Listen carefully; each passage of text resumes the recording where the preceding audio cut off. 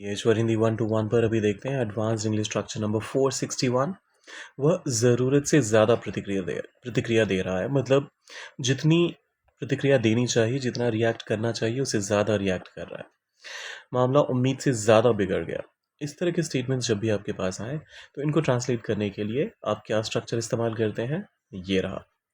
Subject, सबसे पहले तो हम सब्जेक्ट ले लेते हैं यहाँ पर ही। सीम्स या फिर सीम्ड, दे रहा है की बात हो रही है।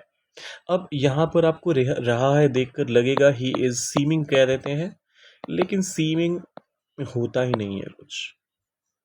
सीम एक एब्स्ट्रैक्ट वर्ब है जिसका आईएनजी फॉर्म नहीं होता है, तो हम यहाँ पर ही सीम्स का इस्तेमाल करेंगे।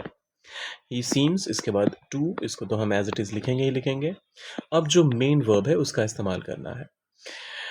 प्रतिक्रिया दे रहा है, he seems to be reacting. यहां पर हमने आईएनजी फॉर्म का इस्तेमाल कर लिया क्योंकि दे रहा है वाला सेंस कहीं ना कहीं से तो आना चाहिए।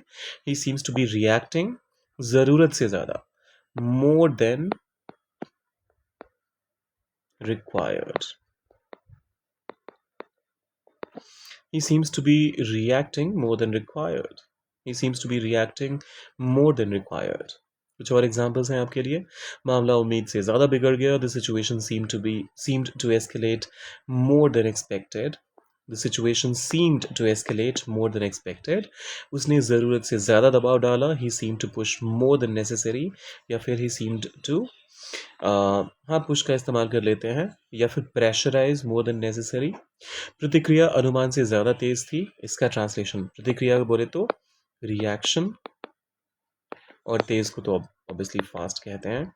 अब बाकी का पूरा सेंटेंस स्ट्रक्चर आपके पास है ही, कीजिए ट्रांसलेट, डाले कमेंट्स में, और जाने से पहले सब्सक्राइब, लाइक और शेयर कर दीजिएगा। मिलते हैं जल्दी।